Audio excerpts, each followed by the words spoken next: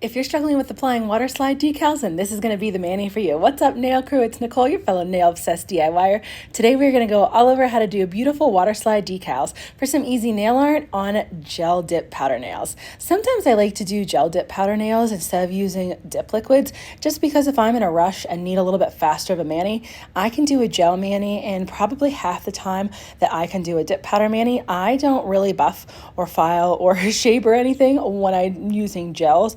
I do a little bit of filing to fix up my shape along the sides, and then that is pretty much it. I rarely buff my nails if I'm using gels, so if I need something fast, a gel dip powder mani is the way to go for me. I've been wanting some really quick, fast, easy manis lately. I have been slim on time with a really huge announcement coming up that you guys are going to be so excited about. That is going to help you so much. I cannot wait to tell everybody. So I've been going for much faster manis than I normally do because I have been working so much on this project. I did a one color mani using a gorgeous thermal called Shawty, What That Thing Do. It's from the New Girl, one of the New Girl collections at OG Dip Powder, and it is this gorgeous thermal that changes from a shimmery pink to a shimmery reddish color. Oh, I absolutely loved it. I had this mani on for about a week and I wanted to use these O Coco decals. She redid her decals, so I believe they're printed on a different kind of paper now. And let me tell you, spoiler alert, these decals, like, I thought her last ones were strong, but oh my gosh, these new decals that she's doing, they are so strong. I'm super rough, so I have to use decals that are really strong and really hard to rip because I tend to do everything rough. If you've been watching my videos for a while, you know there are a couple things that I do. I am messy. I pretty much always spill something, or I rip things, I break things like that. That's just my MO. I can't help it. Let's get into some tips for applying dip powder with gel. Whenever you're using gels to apply dip powder, you want to make sure you apply the gel base really thinly. If you apply it too thick, you are not going to be able to fully cure each layer of the dip powder. And that's definitely something we always want to make sure is done. You always want to have your dip powder or whatever kind of gel you're using, whether it's builder gel, if you're just doing regular gel paint, gel colors, you want to make sure that it's fully cured. Leaving your nails with uncured gel on them can cause gel allergies. And we definitely do not want that. Okay, we want to use our gorgeous gels. You can see as I'm doing my first nail, my thumbnail, somehow I applied a little bit too much gel in the center.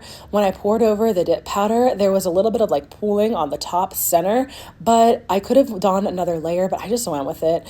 Again, if you watch my videos and you know me, you know I'm not actually super particular, even though I love doing my nails and I've done them for so long. This is my fun. This is my happy place. My goal with my YouTube is to help people and help everybody learn, and really all of my social media, that is what I'm trying to do. So perfection, that's not what you're getting here, okay? If you are looking for somebody who just loves to do their nails and wants to help you and teach you, I am your person. I will be the one I can help you with that. If you're looking for perfectionism, you are definitely looking in the wrong place. Whenever I'm working with shimmers or solids, I make sure I pour my powder over. And I actually do that whether I'm using gel liquids or dip liquids. It's really important when you're using gel liquids to do a pour over. If you try to like shove your nail in and do an actual dip, your gel is going to scrunch all up like towards one part of your finger just because it's not drying like the dip bases do. It's not hardened until you fully cure it. So I always pour over solids and shimmers. If you need to, you can always lay your nail flat into the dip powder. Sometimes I do that as well. I just like to make sure that like all of the gel is really soaked up. Even when the liquid is applied thinly, I just like to make sure that every drop of it is soaked up with that gel. So I'll usually pour over the powder and then gently lay my nail flat into it, and then I trace around my cuticle with these stabby sticks. And I also like to use an angled eyeshadow brush to go around my cuticles that's dipped in a little bit of alcohol. This makes sure that when I'm going and curing, I'm not leaving any gel accidentally on my skin. We never ever want to cure gel on our skin. That is another way that leads to a gel allergy. And I'm going to say this in all my videos. I'm going to keep talking about gel allergies because it's really important that people know what the truth is. Besides not getting them on your skin, you also want to make sure that you're really using really good high quality products. After each nail that I apply the dip to, I like to flash cure it for about 5 seconds before I move to my next nail. I know that everybody doesn't do this, but since I'm really messy and I end up, spilling or bumping things, Flash curing for 5 seconds helps me not to mess up my nails that I adjusted and move them around too much. And it also helps that none of the gel is seeping into my cuticles, even in those couple seconds. I always fully cure my thumb before I go on to the rest of my nails. Since I fully cure my thumb separately anyways, I just do that right after I apply the dip, or if I'm doing builder gel or regular gel, you know, I just fully cure the thumb right off the bat and then move to the next 4 nails. After you've done both layers of your dip powder, or however many you want to do, for me, I only need to use 2 because I have builder gel as a base on my natural nails at all times, either builder gel or rubber base gel. Then I only need to do 2 dips of the color. Then once I'm finished curing each layer, I dust off the excess in between the layers.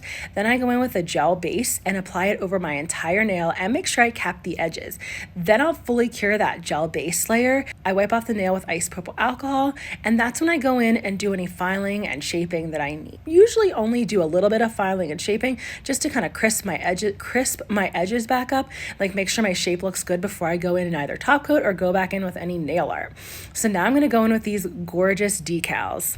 I like to pick my decals out at the start of doing my mani, but then I don't pick out which individual one that I want until my mani is on and I can really like put my fingers up to the decals like you're seeing me do here, and then I decide what I feel like is going to look best with them.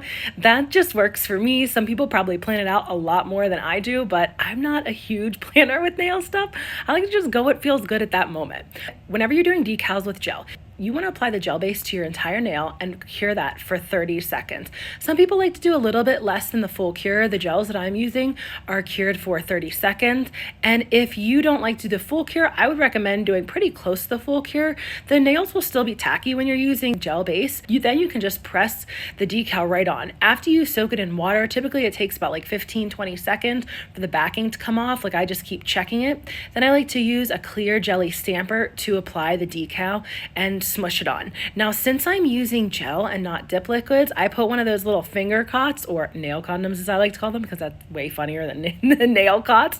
I like to press it down really well, and then I can go in. Now typically I would go in to remove the outsides of the decal, like that got on my skin, with acetone, but if you have been watching for a little while, I recently had a reaction to acetone where my nails broke out with like red bumps, and I figured it out that it was the acetone. So I no longer use acetone. I use this Mineral Fusion nail polish remover. It definitely doesn't work as fast as using the acetone to melt the sides of the decal, but it works. You just have to be a little bit more patient with it. That's how I go and I get off the sides of my decal. And as you see here, I was not being patient, because if you know me, I'm not exactly what anyone would ever call patient. I grabbed my flexible file and tried to like get off a bit of the front that was on the edge of my nail, just to try to speed things up, since I do not have that patience. I am very lacking in that patience. Once I get everything in the right spot that I want, then I can go in, and I decided to see what would happen if you applied builder gel over a decal. Like, could you buff and shape more? I just like feel like experimenting sometimes. I've never done this. I had no idea what would happen. So I did apply a layer of gel base, fully cure that. And then I applied a thin layer of builder gel and fully cure that. I made sure I wiped off any excess gel that was on my skin before curing. And you can see, even from just using that nail polish remover so much on my skin, it was starting to make it a little bit red. So I'm like, okay, I'm going a little overboard with it, because none of my other fingers are red. Like, chill out, Nicole. You don't need to go so hard wiping the sides off. After I fully cured the builder gel, I wiped off the tacky layer with alcohol, and then I took my buffing block and I went in and tried to buff it smooth. Then I thought, oh, let me just grab my Efile again and see if I can like crisp up the back of that cuticle line where the decal is. And I ended up accidentally filing off part of the decal. Now, I have friends who said, oh my gosh, I would have redone the decal. Yeah, that's not going to happen for me. If I mess up the decal, you're all seeing it messed up or not. Like, I'm going for it, okay? I think the builder gel ended up working really well over a decal. Something that I do differently is I wouldn't put all the layers of dip powder underneath it. I would maybe put one really thin layer of dip powder. But when I was doing this, I put 2 and then did the gel base and then the builder gel. It just ended up being a little bit thicker than I normally like, but that's okay. It was fun to experiment. And then I went through and I added gel base to all my nails and then gel top to all my nails. I was so excited about the end product. If you're still struggling with decal application, check out this next video where I go all over how to do it. Thanks so much for joining me today, Nail Crew.